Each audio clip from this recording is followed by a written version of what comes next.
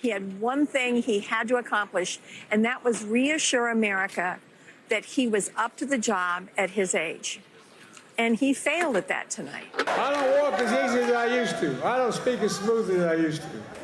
I don't debate as well as I used to. But I know what I do know. I know how to tell the truth. Well, that was Missouri Senator Claire McCaskill after President Biden's rough debate showing Thursday, and then the president addressing his rocky performance at a fired-up campaign rally the next day.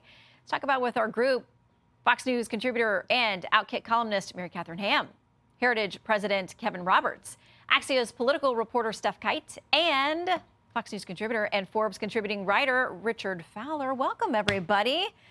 We had something to discuss. Okay, let's start here. So we know that the president had some follow-up fundraisers. They've given us numbers this morning. They say since the debate, $33 million have come in. He was at some big Hamptons fundraisers this weekend. But Mary Katharine, they said he was using a prompter. Right. The donors didn't feel like they really could talk to him about access in a way that would reassure them. Yeah, look, I think I agree with Senator McCaskill. The problem for the Democratic Party as we move through this in these 72 hours is they need two things. They need Joe Biden to decide to step aside, which seems unlikely. And then they need unanimity of plan and purpose moving forward very quickly. And I think that is even less likely. And the problem for them is if they wanted to move on, which I think they probably will decide not to, you can't have a bloodletting in the party with everybody splintered for the next month and a half, 2 months, when you need to be running a campaign. And so I think Biden will end up sticking in that position, regardless of the feelings about him. And the pressure campaign from places like the New York Times, of all places. Okay, so donors, there is a worry now among donors, apparently, according to the New York Times. They say a Silicon Valley donor who had planned to host an intimate fundraiser featuring Mr. Biden this summer decided not to go through with the gathering because of the debate. Another major California donor left the debate watch party early and emailed a friend with the subject line, "Utter disaster." Richard, you and I watched it together. We did.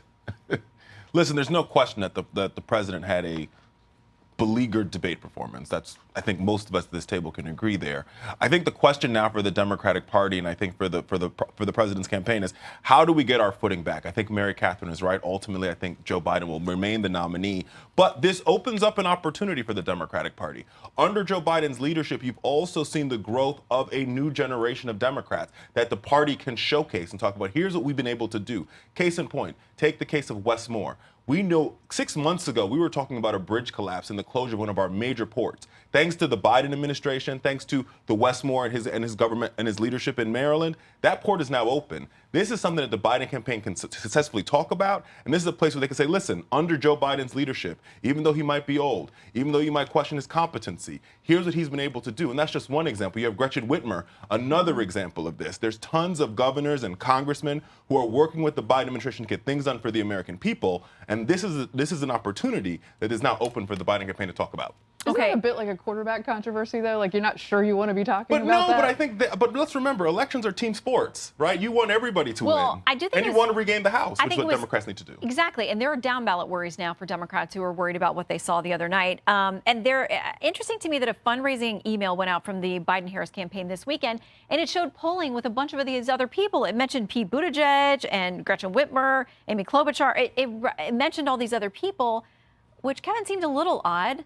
If you want to quiet that conversation, don't put their names in your email. It's a terrible situation. And look, the political dilemma is legitimate. We ought to be talking about it. But I say the following, and I put politics off to the side.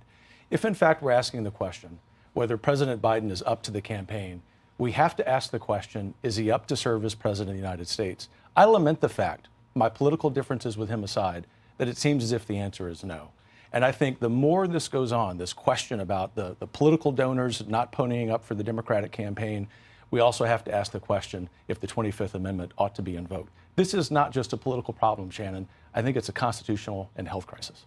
Well, you have a lot of folks who feel the same way that you do. Meanwhile, there is a meeting at Camp David with the president, the first lady, the kids, the grandkids. Now, we're told that this was already on the schedule.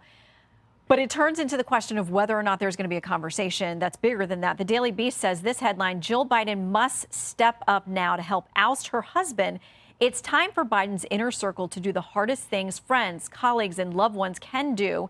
Intervene, knowing it will be tremendously hurtful to the person you care about. Is that a conversation, Steph, that you think the Biden family would have?